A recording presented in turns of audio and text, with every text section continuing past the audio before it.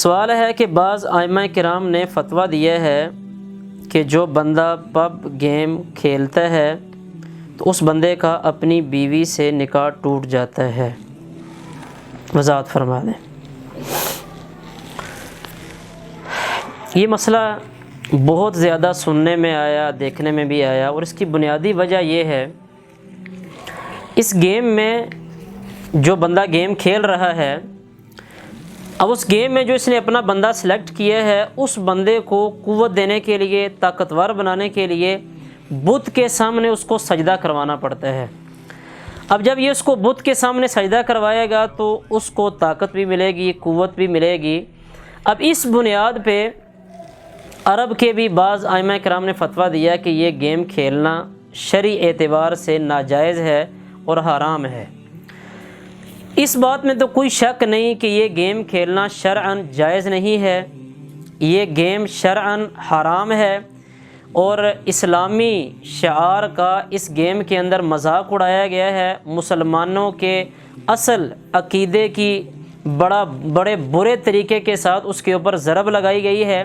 لہذا کسی مسلمان کے لیے یہ جائز نہیں ہے کہ وہ یہ گیم کھیلے۔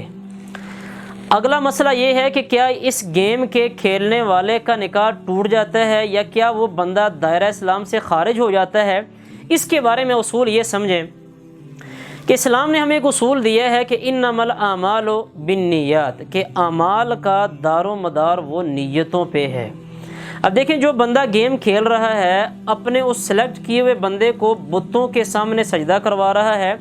اس بندے کی قطعاً یہ نیت نہیں ہے کہ یہ میرا رب ہے۔ اس بندے کی نیت یہ نہیں ہوتی کہ یہ جو بت ہے، یہ بت میرا رب ہے اور یہ بت طاقت دینے والا ہے، یہ بت ساری انسانیت کو پالنے والا ہے، ایسی قطعاً اس کی نیت نہیں ہوتی۔ وہ صرف ایک گیم کے طور پہ اپنے اس بندے کو اس کے سامنے سجدہ کرواتا ہے۔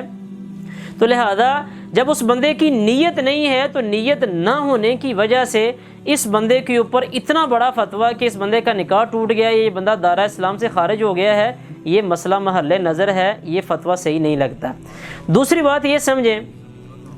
سنن ابن ماجہ وغیرہ کے اندر روایت موجود ہے، اس کے علاوہ بھی کئی کتابوں کے اندر یہ روایت موجود ہے اور حسن سند کے ساتھ موجود ہے۔ معاذ بن جبل رضی اللہ تعالیٰ عنہ کو اللہ کے رسول صلی اللہ علیہ وسلم نے یمن کا امیر بنایا، یمن سے واپس آئے تو یمن میں انہوں نے دیکھا کہ عیسائی اپنے بڑے بڑے لوگوں کو سجدہ کرتے تھے۔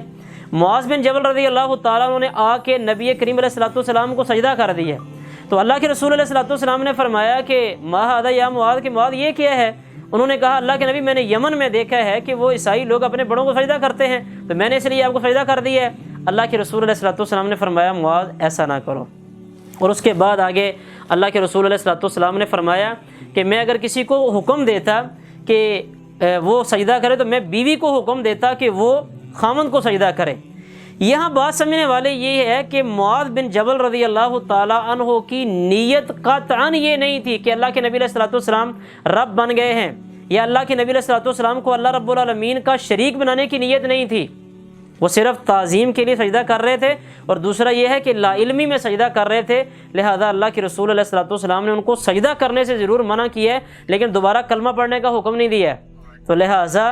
جو بندہ لاشعوری طور پہ یہ گیم کھیل لیتا ہے، یا وہ بندہ یہ گیم کھیلتا ہے لیکن اس بندے کی نیت قطعاً وہ بت کو رب بنانے والی نہیں ہوتی، تو لہٰذا اس صورت میں اس بندے کو یہ کہنا کہ اس کا نکاح ٹوٹ گیا ہے، یہ بات صحیح نہیں ہے، یہ بندہ دائرہ اسلام سے خارج بھی نہیں ہوتا۔ ہاں یہ بات ضرور ہے کہ وہ گیم کھیلنا قطعاً حرام ہے، جائز نہیں ہے، گناہ ہے۔